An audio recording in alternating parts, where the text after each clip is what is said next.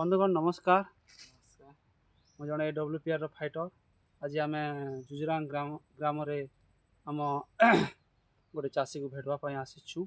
आउ से जगार आम AWPR मेडिसिन जैविक सार जेनटा दिखाई से विषय चाषी को पराम जाना निमंते आसी अच्छु।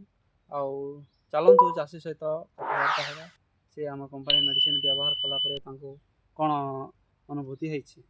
तो नमस्कार आज्ञा। नमस्कार।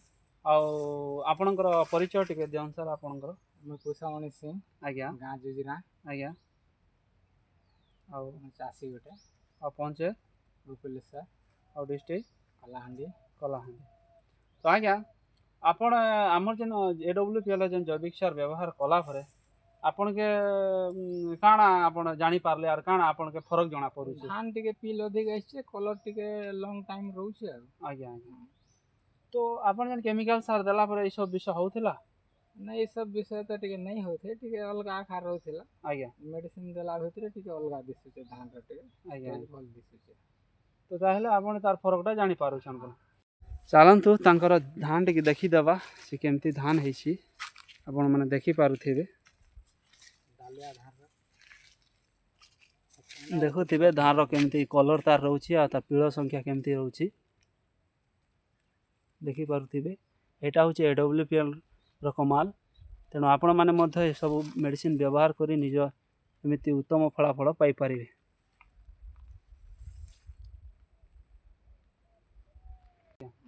तो देखले चाषी भाई ना कहले तांकर मोहरु।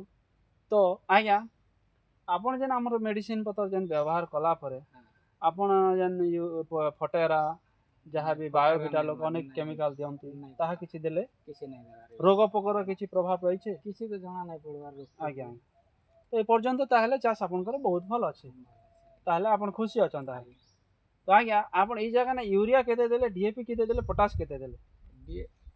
DAP तो कम दिया है आज्ञा करके 20-25 केजी एतकी DAP पड़ी छे। आज्ञा यूरिया 15 केजी भलिया पड़ी छे। आज्ञा पोटाश केते देले?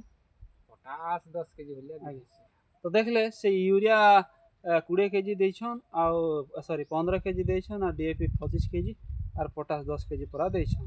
आ AWPR रो मेडिसिन जहाँ भी भूविटा, PGPR, एग्रो 90 से सब व्यवहार कर इको हरियाली व्यवहार करिछ। तो तेणु करी आमे जहाँ भी सुनला चाषी भाईनु से बहुत उत्तम भाव रे तांकर मंतव्य देउछंती। तेणु करी आमे आपण जेन केमिकल सार को देला परे सेने केनता खर्चा होतिला और इनर खर्चा के केनता लागुछ? आप खर्चा तो हिसाब कले दुईटा जाक बराबर भलिया लागुछे। तो देखले आज्ञा खर्चा रे किछि फरक नै ना, अप डाउन टिके टिके रहउछे।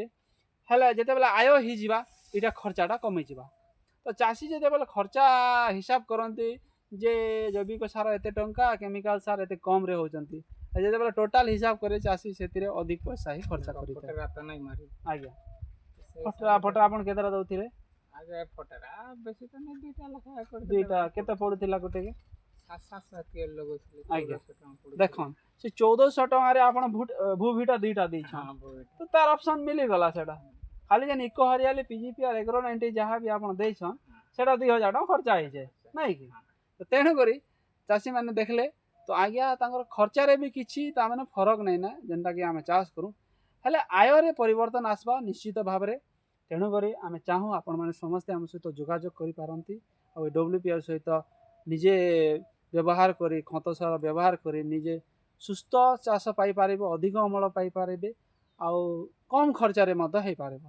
तेणु करी मु AWPR जे कि फाउंडर संजीव कुमार साह को धन्यवाद दे और AWPR टीम को धन्यवाद दे जे प्रकार उत्तम मेडिसिन व्यवहार चाषी मान निमंते आनी अछंती, जहाँ कि आम देशर उपयुक्त दरकार। देश को जे प्रकार केमिकल फर्टिलाइजर आमे दूर करी ऑर्गेनिक फर्टिलाइजर रे चाष करी अधिक अमल करिवो से प्रकार करथिबारु आमे संजीव कुमार साह को धन्यवाद दूँ। और जे AWPR